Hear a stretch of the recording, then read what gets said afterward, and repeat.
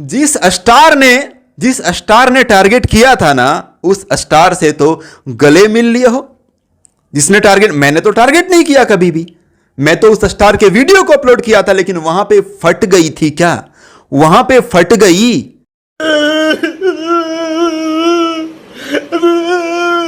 तुम रो रहे थे ना, मेरे ऊपर हमला करा के अत्याचार कराया है ना, निर्वंश जाओगे। जी हाँ दोस्तों, सही सुना आपने। दोस्तों ये वही महेश पांडे हैं जिनको कपड़ा उतरवा के नंगा करके एक बंद कमरे में मारा गया था पवन सिंह के द्वारा।